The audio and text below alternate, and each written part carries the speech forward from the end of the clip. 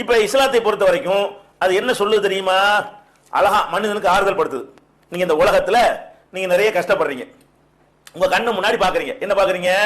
நீங்க லஞ்சம் வாங்காம வாழ நினைக்கிறீங்க, கலப்படம் செய்யாம வியாபாரம் பண்ண நினைக்கிறீங்க, பொய் சொல்லாம வாழ்க்கை அமைச்சுக்கணும்னு நினைக்கிறீங்க, நம்மனால யாருக்கும் எந்த இடைஞ்சல் வரக்கூடாதுன்னு நினைக்கிறீங்க. இப்படி எல்லாம் ஒரு அளவுக்கு 100% நல்லவனா யார் வாழ முடியாது.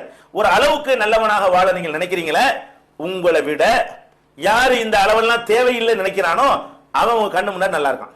யார் நல்லா இருக்கான்? லஞ்சம் வாங்கினவன் நல்லா இருக்கான். உங்களை மாதிரி அப்பாவிகள் என்ன செய்றீங்க? தெருவு நிக்கிறீங்க.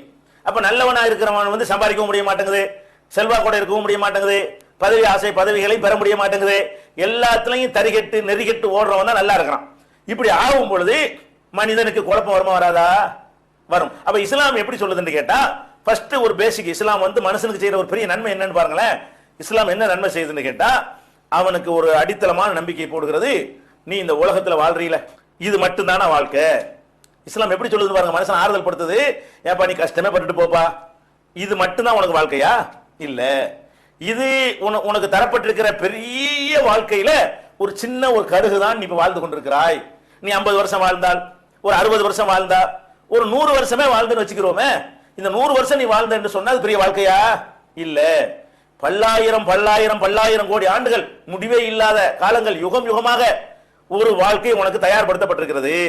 அந்த வாழ்க்கையில நீ நல்லா இருப்பதற்காக இங்க வைக்கிற பரீட்சை தான் இந்த உலக வாழ்க்கை அப்படின்றது முதல்ல இஸ்லாம் போடுதுங்க. இது எதுக்கு போடுதுனால என்ன நன்மை?